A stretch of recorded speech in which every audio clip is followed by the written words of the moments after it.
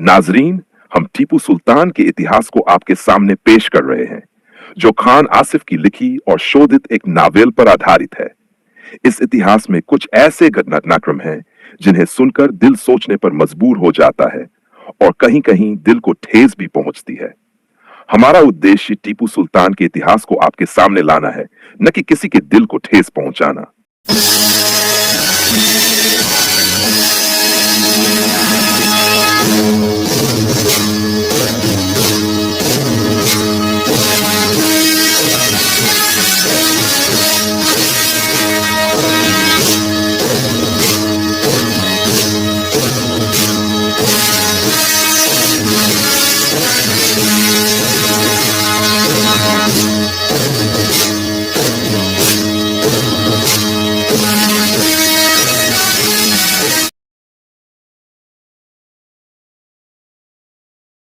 लहजा वैसा ही ठंडा था। हैदर अली के अपहरण से मेरा मतलब है कि उसे स्वामी जी के चेलों के हाथों मरवा दिया जाए। वो कैसे? राजा कृष्णा के चेहरे पर डर छा गया। कहीं तू पागल तो नहीं हो गया है खंडेराव? महाराज, दिवाली का त्योहार निकट है। खंडेराव ने अपने भयावह योजना का ब्यौरा देते हुए कहा। मैसूर के कानून के अनुसार राज्य का सेनापति भी इन धार्मिक समारोहों में भाग लेने का पाबंद होता है। जैसे ही हैदर अली यहां पहुंचेगा, स्वामी जी के चेले मंदिर की ओर से बांटा जाने वाला प्रसाद उसे देंगे। हैदर अली बिना किसी संदेह के उस मिठाई को खा लेगा और फिर कुछ ही क्षणों में हमेशा के लिए गहरी नींद सो जाएगा। राजा कृष्णा ने चौंक कर खंडेराव की ओर देखा। अगर किसी कारणवश यह उपाय असफल हो गया और हैदर अली ने विषैली मिठाई खाने से मना कर दिया तो स्वामी जी के सभी चेले बाहर से तो योगियों के वस्त्र में होंगे, लेकिन सबको तलवारों और खंजरों से लैस कर दिया जाएगा। खंडेराव बड़े इत्मीनान से ठहर ठहर कर बोल रहा था, जैसे वह किसी ताकतवर व्यक्ति की हत्या नहीं बल्कि उसे प्रेम और श्रद्धा का हार पहनाने की रस्म की बात कर रहा हो। अगर स्वामी जी के चेले हैदर अली को जहर नहीं दे पाए तो एक पल भी गवाए बिना उस पर हमला कर देंगे और फिर सारा खेल खत्म हो जाएगा। वो मैसूरी फौज का सेनापति है खंडेराव, कोई अकेला सिपाही नहीं। राजा कृष्णा ने कुछ सोचते हुए कहा। वो दिवाली के धार्मिक आयोजनों में भाग लेने पूरी फौज लेकर तो नहीं आएगा। खंडेराव ने मैसूर के शासक के डर और शंका को दूर करने के लिए एक मजबूत तर्क देते हुए कहा, ज्यादा से ज्यादा कुछ सिपाही साथ होंगे और स्वामी जी के चेले बड़ी आसानी से उन सिपाहियों को सेनापति से अलग कर देंगे।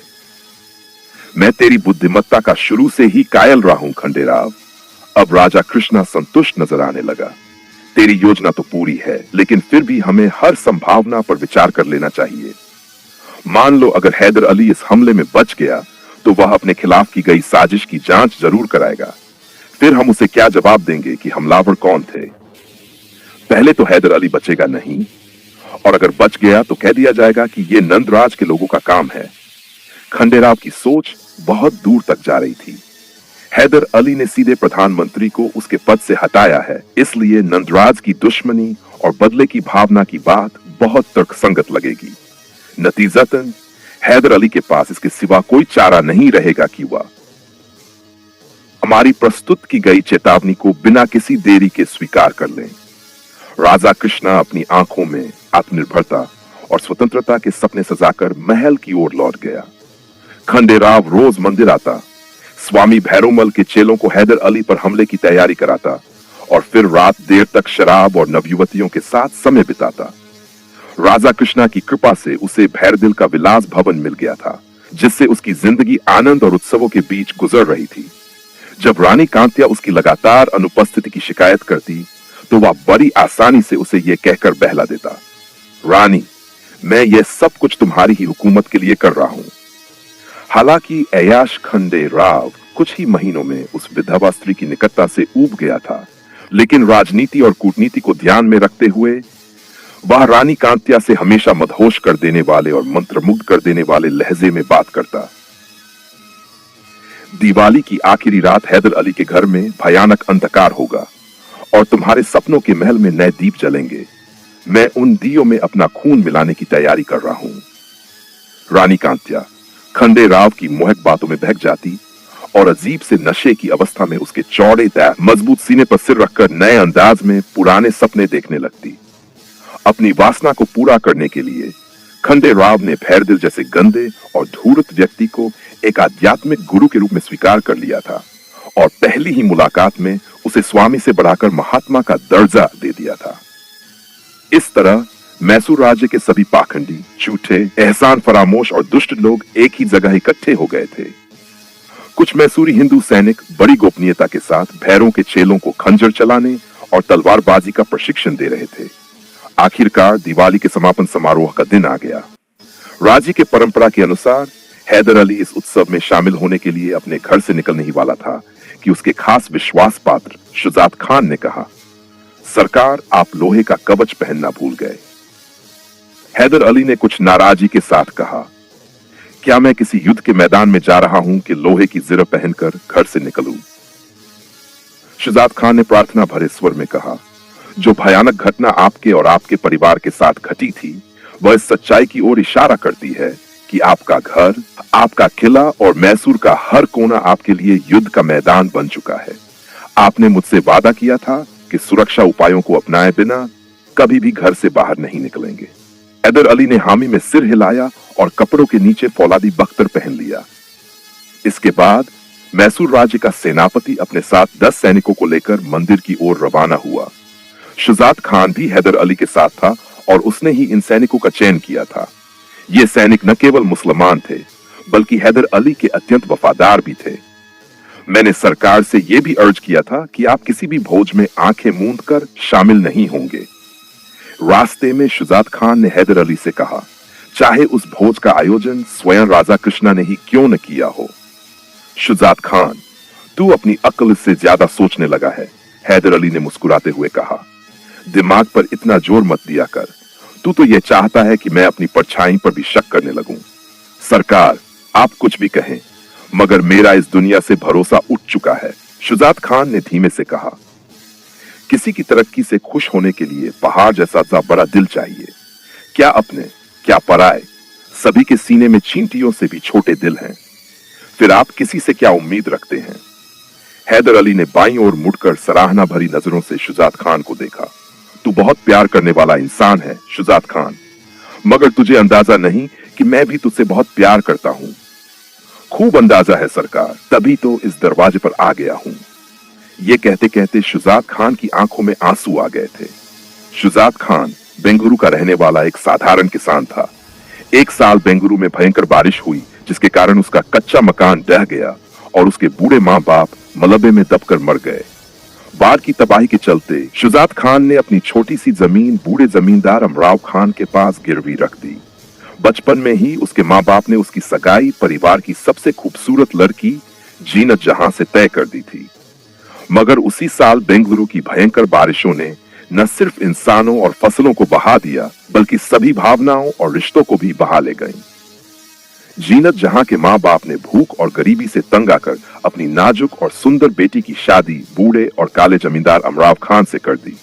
शादी से पहले जीनत जहां ने रो रो कर शुजात खान से बहुत मिन्नतें की कि वह उसे यहां से कहीं दूर ले जाए, मगर शुजात खान की गैरत ने इस तरह भाग जाने के अपमानजनक कृत्य को स्वीकार नहीं किया।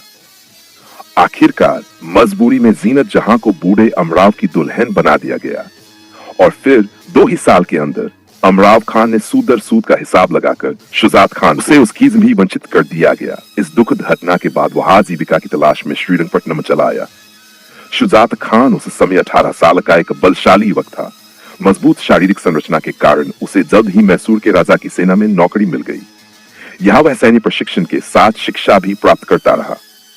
दिन रात की मेहनत और साधना ने शुजात खान को सैनिकों की भीड़ में विशिष्ट बना दिया और जब हैदर अली ने गुलका गवर्नर बना तो उसने नंदराज से कहकर इस बुद्धिमान सैनिक को अपने विशेष दल में शामिल कर लिया। फिर यह संबंध इतना प्रगाढ़ हो गया कि हैदर अली उसे अपने परिवार का एक सदस्य मानने लगा और आज वही शुजात खान हैदर अली को विभिन्न सलाहें देता हुआ श्रीरंगनाथ मंदिर की ओर जा रहा था। स्वामी भैरवल ने हैदर अली का उत्साहपूर्वक स्वागत किया और उसे अपने कक्ष में आने का निमंत्रण दिया, लेकिन हैदर अली ने यह कहकर मना कर दिया, मैं एक मुसलमान हूं, किसी मंदिर में प्रवेश नहीं कर सकता। भैरवल तेजी से लौट गया और जाते जाते अपने शिष्यों को संकेत कर गया कि वे योजना के अनुसार अपनी कार्रवाई शुरू कर दें। स्वामी के डाकू शिष्य दिवाली के उत्सव की खुशी व्यक्त करने के लिए मदहोश होकर नाचने लगे। हैदर अली पहले भी इस प्रकार के प्रदर्शन देख चुका था, इसलिए उसे साधुओं के जोशीले नृत्य पर कोई आश्चर्य नहीं हुआ। स्वामी के शिष्यों ने बड़ी चतुराई से हैदर अली और शुजात खान को अपने घेरे में ले लिया। वे चाहते थे कि हैदर अली अकेला रह जाए, लेकिन शुजात खान अपने सेनापति के साथ छाया की तरह लगा हुआ था। फिर भी इन लुटेरे साधुओं ने हैदर अली के अन्य सैनिकों को उससे दूर रखने में सफलता पा ली थी। तभी अचानक स्वामी भैरवल का एक शिष्य थाली लेकर आगे बढ़ा, जिसमें लोबान और अन्य सुगंधित धूप जल रही थी। माधव ने दिखावटी श्रद्धा के साथ हैदर अली की आरती उतारी, और जब वह मैसूर के सेनापति के माथे पर तिलक लगाने लगा तो हैदर अली पीछे हट गया। इसकी कोई आवश्यकता नहीं है। तभी दूसरा साधु आगे बढ़ा, जिसके हाथ में विभिन्न मिठाइयों से भरी एक थाली थी। सेनापति, ये प्रसाद ग्रहण कीजिए। साधु ने मिठाई का एक टुकड़ा हैदर अली की ओर बढ़ा दिया। रुक जाए सरकार, शुजात खान ने हस्तक्षेप किया और उसी थाली से मिठाई का एक टुकड़ा उठाकर साधु को दे दिया। इस शुभ अवसर पर पहले आप खाइए महाराज। साधु के चेहरे का रंग पीला पड़ गया। हम किसी गैर हिंदू के हाथ से कोई चीज नहीं खाते, तो फिर हम किसी गैर मुस्लिम के हाथ से ये मिठाई क्यों खाएं?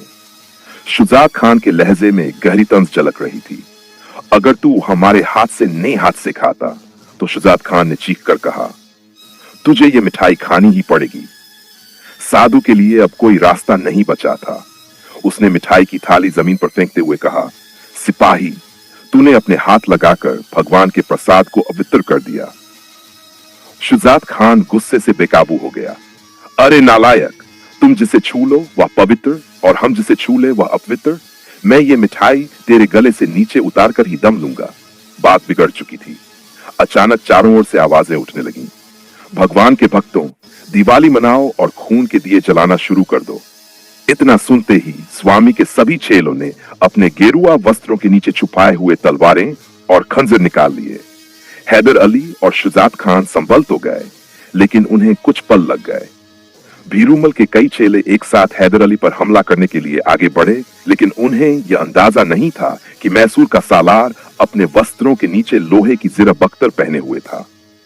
यही वजह थी कि साधुओं की तलवारें बेअसर साबित हुई, लेकिन शुजात खान के बाजुओं और सीने पर कई गहरे घाव हो चुके थे। फिर देखते ही देखते हैदर अली की तलवार भी म्यान से बाहर आ गई और साधुओं के सिर उनके धड़ों से अलग होकर जमीन पर गिरने लगे। इसी दौरान शुजात खान ने चीख चीख कर हैदर अली के बाकी सैनिकों को सतर्क कर दिया, जिससे मंदिर के बाहर खुले मैदान में युद्ध छिड़ गया। आखिरकार 1 घंटे की भीषण झड़प के बाद हैदर अली ने भीरूमल के सशस्त्र चेलों पर काबू पा लिया। 100 से अधिक लोग मारे जा चुके थे। कुछ गंभीर रूप से घायल होकर जमीन पर पड़े थे और बाकी भाग चुके थे। इस टकराव में हैदर अली के भी 3 सैनिक शहीद हो गए। थोड़ी ही देर में श्रीरंगपट्टम में हड़कंप मच गया। हैदर अली की पूरी सेना ने श्री रंगनाथ मंदिर को घेर लिया। शुजात खान बहुत ज्यादा घायल था। उसे रथ में डालकर सैनिक छावनी तक पहुंचाया गया। राजा कृष्णा और खंडे राव भी हैदर अली का हालचाल पूछने मंदिर पहुंच गए। फिर राजा कृष्णा के आदेश पर घायल साधुओं को उसी रात कारागार में मार दिया गया। अपराध के सारे सबूत मिटा दिए गए। हैदर अली ने असली सच्चाई जानने की बहुत कोशिश की, लेकिन नाकाम रहा। राजा कृष्णा और खंडे राव ने इस हमले को नंदराज और अन्य मंत्रियों की साजिश बताया। हैदर अली व्यक्तिगत रूप से इस आरोप को मानने के लिए तैयार नहीं था, लेकिन घटना की पृष्ठभूमि इतनी धुंधली थी कि मैसूर का सेनापति कुछ समझ नहीं पा रहा था। मजबूर होकर हमारे चैनल को सब्सक्राइब करें और बेल आइकन दबाएं, ताकि हमारा वीडियो आप तक जल्द से जल्द पहुंचे।